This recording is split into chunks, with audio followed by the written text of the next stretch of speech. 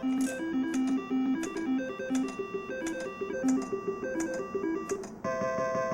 fun part about my job is that I actually get to use the math that I really truly enjoyed doing, and I also get to be creative. I'm Anthony Bearlocker. I work for International Game Technology. I do product creation and design games, and more importantly, the mathematics behind the games that make them fun for the players and profitable for the casinos. There's a long history of the slot machine. It started in the early 1900s in San Francisco with mechanical reel machines that were designed using levers and gears and springs.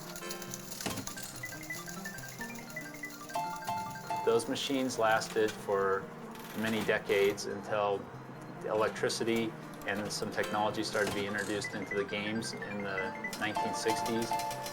That technology progressed into more full electronic machines, and the big revolution was the introduction of the game processor that would allow for complete control of the game instead of through mechanical means by a computer program.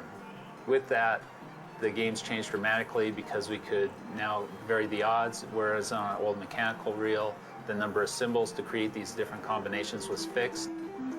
Now we can use what we call virtual mapping and have a random number generator create different odds of symbols coming up, which allowed us to take the number of combinations into the millions and offer a wider variety of pays.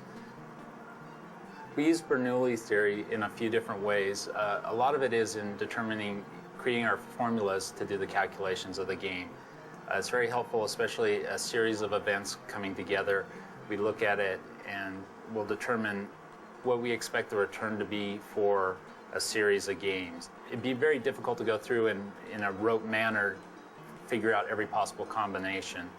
We can use some of the equations available to us to simplify that and determine what an expected payout would be over a given set of rules over a time frame.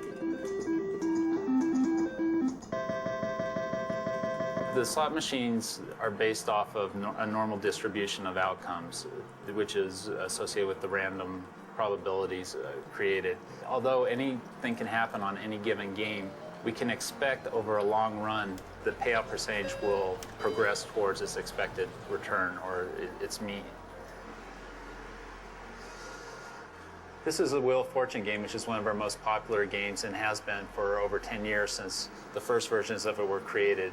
We have a couple different dynamics we play with, and that really makes it more of an art than just a pure science of calculations.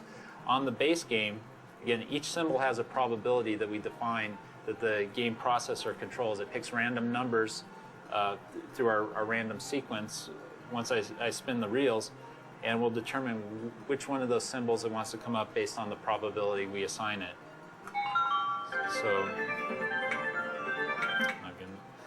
So in this case, I was very close to getting 777, which would be a good combination and would have paid 120 coins. But unfortunately, the symbol next to the 7 was selected on the first and second reel, and I only got the 7 on the third reel. On any given game, I have no idea what's going to come up. It's completely randomly determined each time, but over the long run, we know on average how often blank blank 7 will come up based off the probability of blank on reel 1, blank on reel 2, and 7 on reel 3. The longer the player plays, or the more they play, on average, they probably will end up losing more.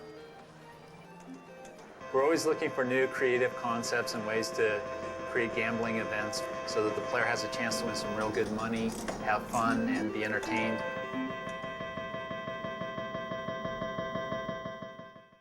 Dan, you found a Galton box. I did find a Galton box, and the fact is that this is going to give us a very interesting physical model of what happens in a very simplified casino.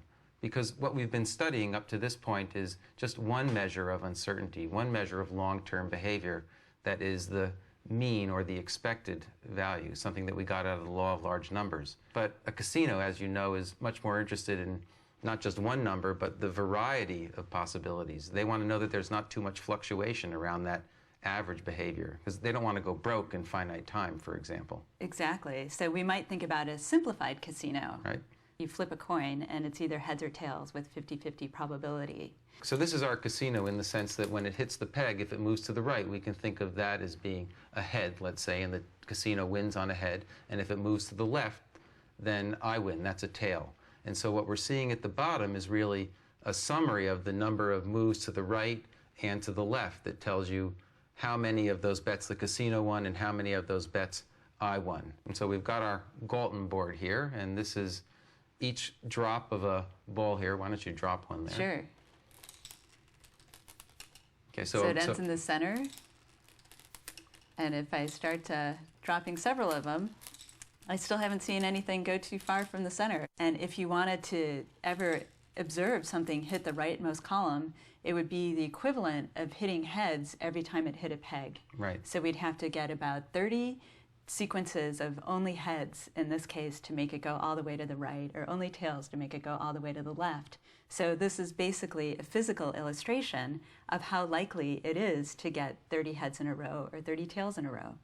Right, right.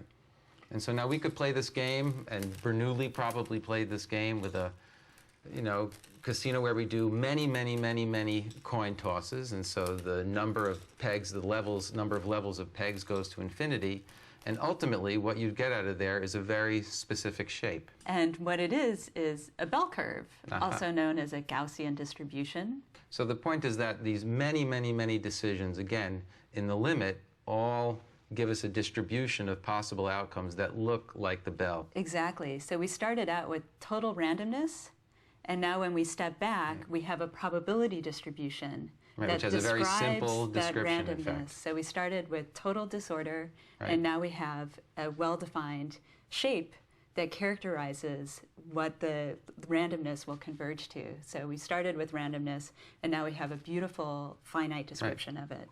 So that's an example of the central limit theorem, that we started out with random events, and after a collection of many such random events, we find that it converges to a well-defined Gaussian probability distribution. Right, so this beautiful bell curve shape.